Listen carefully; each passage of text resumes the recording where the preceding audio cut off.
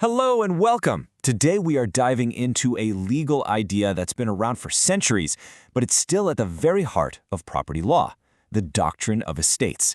And let me tell you, it's a concept that is going to completely flip how you think about owning anything. Forget owning a piece of land. The law says what you really own is a piece of time. So think about this for a second. When you say you own your home, what is it you actually own? The building itself? The physical dirt and grass? It seems like a pretty simple question, right?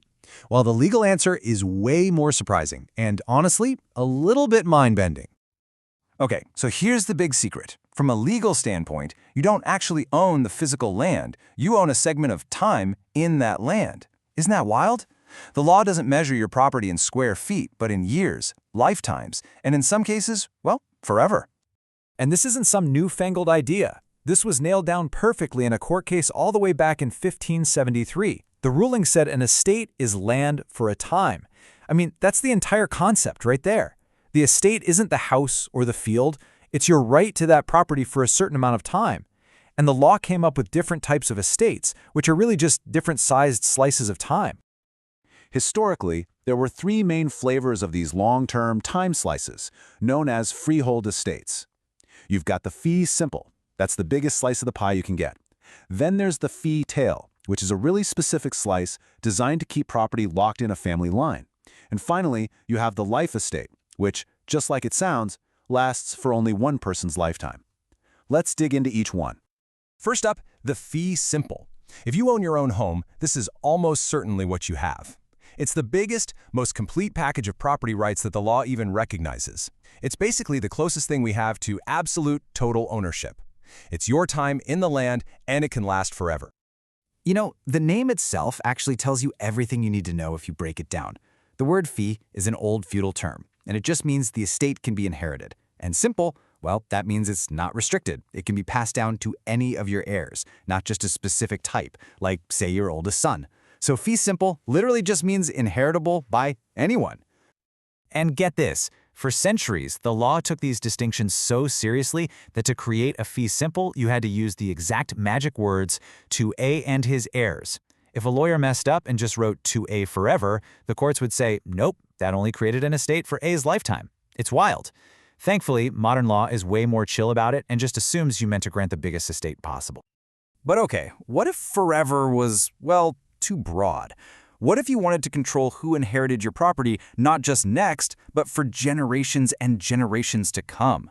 For that, the old aristocracy needed a much more restrictive slice of time, the fee tail. The whole point was to lock an estate into the family bloodline, making it impossible for some future reckless heir to sell it off. Now, if this is starting to sound familiar, yeah, you're probably thinking of Jane Austen. The entire plot of Pride and Prejudice is basically driven by a fee tail. The Bennet family's home, the Longbourn estate, is entailed so that it can only be passed down to male heirs. And this is the core of the whole drama, right? Mr. Bennet has 5 daughters, but 0 sons. Because of that fee tail, not a single one of them can inherit the family home. Instead, it's legally required to go to their closest male relative, who happens to be the totally insufferable Mr. Collins. This is the real-world impact of property law. It could literally leave an entire family homeless. So what happened to the fee tail? Well, it was just too rigid, too restrictive for a modern economy. The courts started allowing these really complicated legal tricks to bar the entail and break the restrictions. Eventually, new laws made it even easier to get rid of them, and today, the fee tail is pretty much gone. Any attempt to create one now just gets automatically converted by law into a regular old fee simple. All right, that brings us to our third and final slice of time, the life estate. Now, this one is the most finite of the estates we're looking at, and it's exactly what it sounds like. Someone owns the property, but only for the duration of a single life. It's a really common way to, say, provide for a surviving spouse for the rest of their life while still deciding exactly who gets the property after they're gone. Now, the length of this life estate can be measured in a couple of ways. The most common is per sa vie, which is just French for his life, meaning the estate lasts as long as the person living there is alive. Simple enough, but you can also have an estate per autre vie, for the life of another. So, for example, I could give you a property that you own only as long as my brother is alive. The second he dies, poof, your ownership ends. A life estate automatically creates two key players who often have very different interests. You have the life tenant, that's the person who owns it right now for their lifetime, and then you have the remainder man, that's the person who's next in line, the one who gets the property when the life tenant dies. So you can probably see where this is going. What happens when they don't agree? And this sets up the classic caretaker's dilemma. The life tenant might want to get the most benefit they can from the property right now, even if it kind of trashes the place for the future. But the remainder man, of course, wants the property kept in great shape for when they take over. It raises this fundamental question: what duty does the person living there today have to the person who's going to get it tomorrow? The law's answer to this whole dilemma is a brilliant concept called waste. You can think of it as the official rulebook that balances the rights of the current owner and the future owner. At its core, it just says that a life tenant can't use the property in a way that unreasonably tanks its value for the next person in line. The law actually breaks waste down into 4 categories. First, you've got voluntary waste. That's deliberately doing harm, like clear-cutting a forest on the property. Then there's permissive waste, which is just plain neglect, letting the roof leak until the whole ceiling caves in. The third one, ameliorating waste, is kind of funny. It's when you make changes that might actually increase the property's value, but that the future owner just doesn't want.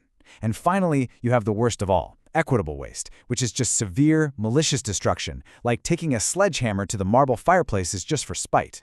At the end of the day, the law of waste is really just a solution to a tragedy of the commons problem, but played out in a single house. It stops the current user from sucking all the value out of the property right now because they don't have to deal with the long-term consequences. It's a legal tool that forces people to be good stewards. So after all that, what's the big takeaway here? Well, first, that property ownership isn't some single solid thing. It's really a bundle of rights that the law can slice and dice, especially across time. And while old ideas like the fee tail are mostly history, these concepts are the bedrock of modern wills and trusts. They force us to grapple with a huge question: how do we balance what we need for ourselves today with what we owe to the future? And that leaves us with a final thought for you to chew on. If you were planning your own legacy, leaving your home to future generations, how would you do it? Would you give them total freedom with a fee simple, or would you try to shape the future with a trust or a life estate? It's that essential tug of war between freedom and legacy, one that the law has been wrestling with for hundreds of years. Thanks for tuning in.